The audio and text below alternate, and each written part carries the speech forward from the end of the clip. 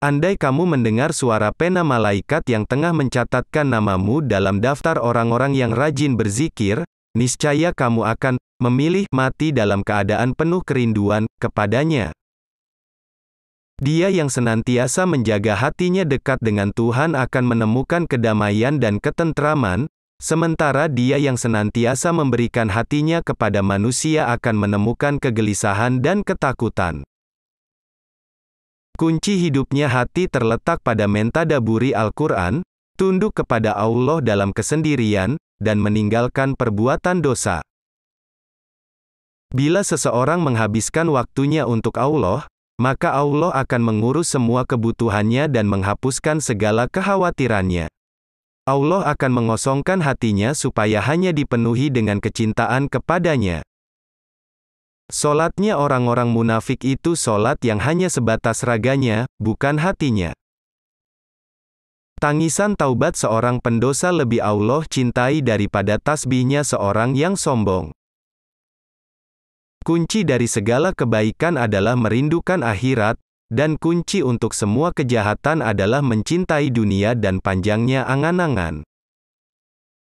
Hijrah kepada Allah itu mencakup, meninggalkan segala yang Dia benci, melakukan segala yang Dia cintai, dan menerima semua itu. Semakin kecil suatu dosa dalam pandanganmu, semakin besar dosa itu di sisi Allah. Dan semakin besar suatu dosa dalam pandanganmu, semakin kecil dosa itu di sisi Allah.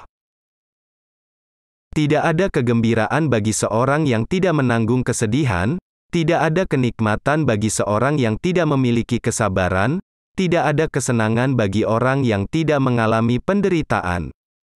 Dan tidak ada istirahat bagi orang yang tidak tahan kelelahan. Sabar adalah ketika hati tidak meratap dan mulut tidak mengeluh. Ibnu Qayyim. Ketika Allah memberi cobaan kepadamu, itu tidak dimaksudkan untuk menghancurkanmu. Saat Dia menghapus sesuatu yang menjadi milikmu, itu hanya mengosongkan tanganmu untuk menerima suatu pemberian yang lebih besar. Perbuatan dosa itu memiliki banyak efek samping.